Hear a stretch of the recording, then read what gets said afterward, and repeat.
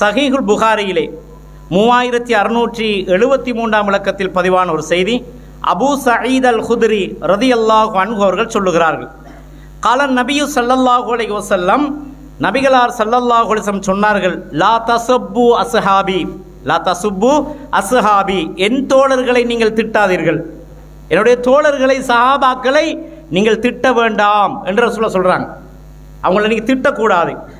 சொல்லிவிட்டு என்ன சொன்னாங்க பாருங்க, ஃபலவ் அன்ன அஹதக்கும் அன்ஃபக மிஸ்லு உஹதின் ஸஹபன், உஹது மலை அளவு தங்கத்தை நீங்கள் செலவு செய்தாலும் தர்மம் செய்தாலும், மா பலக முத்த அஹதிஹிம், அந்த சஹாபாக்கள் செய்த தர்மத்தின் அந்த 2 கையளவு, ஒரு முத்தளவு அவர்கள் கொடுத்த தர்மத்துக்கு ஈடாகாது.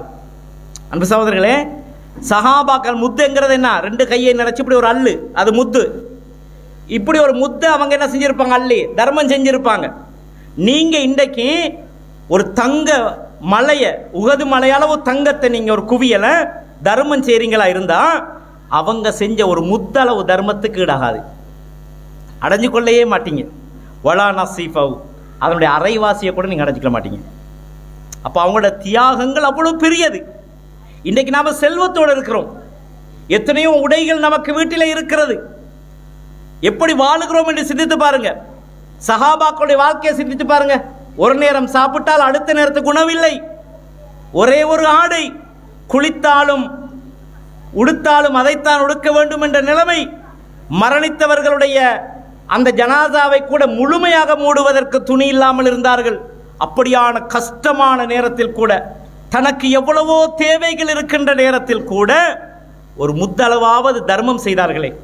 தனது வீட்டில் எதுவும் இருக்காது சகோதரர்களே, யாரோ கேட்டு வந்தாங்கிறதுக்கு அதை கொடுப்பாங்க. ஆயிஷா ரலியல்லாஹு வீட்டுக்கு ஒரு பெண்ணு வாரா, ஒரு பிள்ளையை தூக்கிட்டு வீட்டுக்கு வந்து ஏதாவது தாங்கன்னு கேட்குறா.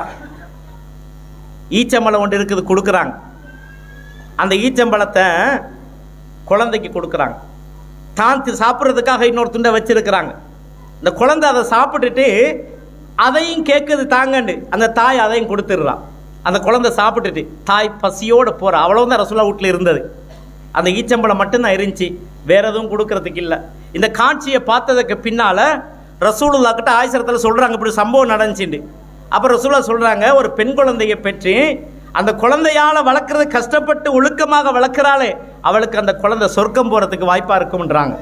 அப்போ இது எதுக்கு சொல்கிறேன்னு கேட்டால், அந்த ரசூலுல்லாஹ்வோட வீட்டில் கூட எப்படி ஒரு ஈச்சம்பழம் அதை கூட தனக்கு வைக்காம தர்மம் கொடுப்பாங்க. அந்த அளவுக்கு தனது சஹாபாக்களுடைய வாழ்க்கை இருந்துச்சு. அல்லாஹ்வோட தூதர் வீட்டில் 3 நாளைக்கு அடுப்பெரியாது. கத்தாதா கேட்குறாரு, அப்போ என்ன சாப்பிட்டாங்க? சொல்கிறாங்க, என்னது? வெறும் ஈச்சம்பழமும் தண்ணியும் தான், வேற எதுவும் இல்லை. அடுப்பெரியாது, ஆக்குறது கொண்டும் இல்லை. எப்படி கஷ்டமான வாழ்க்கை! அந்த காலத்தில் அவங்க தர்மம் செஞ்சுருக்காங்க. தனக்கு இல்லாத நேரத்தில் தர்மம் செஞ்சுருக்கிறாங்க. அல்லாஹ்வுடைய தூதரிடத்தில் ஒரு விருந்தாளி வந்தால் அவருக்கு விருந்தோம்பல் செய்வதற்கு எதுவும் இல்லைண்டா சஹாபாக்கள்கிட்ட கேட்பாங்க, இவரை கூட்டி போய் சாப்பாடு கொடுக்குறீங்களா? ஒன்றும் இருக்காது, கூட்டிட்டு போவார். அப்படி தியாகிகள், அப்படியான கஷ்டமான வாழ்க்கையில் தர்மம் செஞ்சவர்கள். இன்று செல்வத்தோடு வாழுகிறோம், வாகனத்தில் இருக்கிறோம், ஏசியில் வாழுகிறோம், குளிரூட்டப்பட்ட வாகனத்தில் பயணம் செய்கிறோம். என்ன குறை நமக்கு இருக்கிறது? சிந்தித்து பாருங்கள். உகது மலையளவு தங்கத்தால் தர்மம் செஞ்சாலும் அன்றைய சஹாபாக்கள் ஒரு முத்தளவு, ஒரு அள்ளு, 2 கையால் ஒரு அள்ளு கொடுத்த அந்த தர்மம் இருக்கிறதே, அதுக்கு ஈடாகாது. அந்த அளவுக்கு சிறப்புக்குரியவர்கள் சஹாபாக்கள். அப்படியான தியாக செம்மல்கள் அந்த சஹாபாக்கள். எனவே என்னுடைய தோழர்களை நீங்கள் திட்டாதீர்கள், தவறாக அவர்களை பேசாதீர்கள். அவர்களை முனாஃபிக் என்கிறீர்களே, அவர்களை எப்படியெல்லாம் சொல்லுகிறீர்கள்? சஹாபாக்களை திட்டாதீர்கள். அவர்களுக்கு ஈடாக உங்களுக்கு தர்மம் செய்ய முடியாது. தங்க மலையளவு நீங்கள் தர்மம் கொடுத்தாலும் அவங்க கொடுத்த ஒரு முத்துக்கு ஈடாகாது. அப்படிப்பட்ட சஹாபாக்களை ஏன் திட்டுகிறீர்கள்? திட்டாதீர்கள். எனவே அன்பு சகோதரர்களே, சஹாபாக்கள் விடயத்தில் நாம் கவனமாக இருக்க வேண்டும். அவர்கள் இஸ்லாத்தின் முதல் மூமின்கள். அவர்களை மூமின்கள் என்று அல்லாஹ் குர்ஆனில் சொல்லுகிறான். நம்மை மூமின் என்று நாம் தான் சொல்லுகிறோம், அல்லாஹ் சொல்லவில்லையே. நாம் மூமின் என்று நம்மை அல்லாஹ் சொன்னானா? நமக்கே சில நேரம் சந்தேகம் வர, நம்ம செய்கிற தவறுகள், நம்ம மூமினா இருப்பானான்னு நினச்சி பாருங்க. தொழுவுறதுக்கே சோம்பரமாக்கி நம்மளுக்கு. இஷாக்கு பாங்கு சொல்லும், உடைய தொழுவுறையா, வீட்டுக்கு போறியா, பள்ளிக்கு போறியான்னு சிந்தனை வரும். அதுதான் நம்முடைய ஈமான். சஹாபாக்கள் மகரிபு தொழுகை போட்டு ரசூலுல்லாஹ் வரும் வரைக்கும் இஷாக்கு காத்துட்டு இருப்பாங்க. ரசூலுல்லாஹ் ஒரு நாள் நடுநிசையில தொழுகைக்கு வந்தாங்க, இஷா தொழுகை நடத்த. சஹாபாக்கெல்லாம் பள்ளிக்குள்ள உட்கார்ந்து இருந்தாங்க. ரசூலுல்லாஹ் எதிர்பார்த்து தூக்கத்தினால தலைகள் எல்லாம் வளைஞ்சு விழுந்துச்சான். ரசூலுல்லாஹ் அந்த நேரத்தில் அவன் தொழுவிச்சாங்க. பாருங்க எப்படி தியாகிகள்.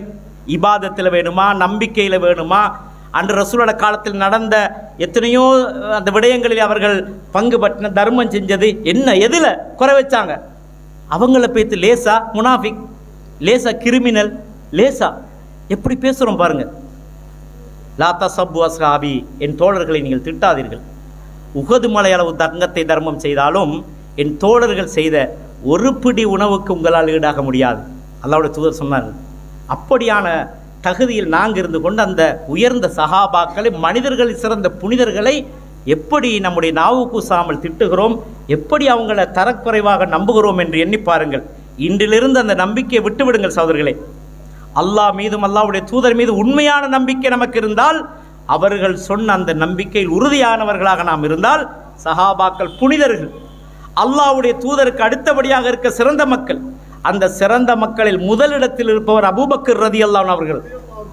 அபூபக்கர் ரதியல்லாஹு அன்ஹு அவர்கள் முதலிடத்தில் உள்ளவர்கள். அவருக்கு அடுத்தபடியாக இருப்பவர் உமர் ரதியல்லாஹு அன்ஹு அவர்கள். அவருக்கு அடுத்தபடியாக இருப்பது உஸ்மான் ரதியல்லாஹு அன்ஹு அவர்கள். அவருக்கு அடுத்தபடியாக இருப்பது அலி ரதியல்லாஹு அன்ஹு அவர்கள். சிறந்த மனிதர்கள். அவர்களுக்கு அடுத்தபடியாக யாரை ரசூலுல்லாஹ் சொர்க்கத்தின் சொந்தக்காரர்கள் என்று அஷரத்துல் முபஷ்ஷரா 10 பேர்களை சொன்னார்களே, அதில் இந்த 4 ஹலீஃபாக்கள் போக மீதமுள்ளவர்கள் சிறந்தவர்கள். எனவே சில சஹாபாக்களை குறிப்பிட்டு ரசூலுல்லாஹ் சிறந்தவர்கள் என்று சொல்லியிருக்கிறார்கள். ஒட்டுமொத்த சஹாபாக்களையும் பொதுவாகவே சிறந்தவர்கள் என்று சொல்லியிருக்கிறார்கள். எனவே அவர்களை சிறந்தவர்கள் என்று நாமும் ஏற்றுக்கொள்ள வேண்டும் என்பதை அன்பு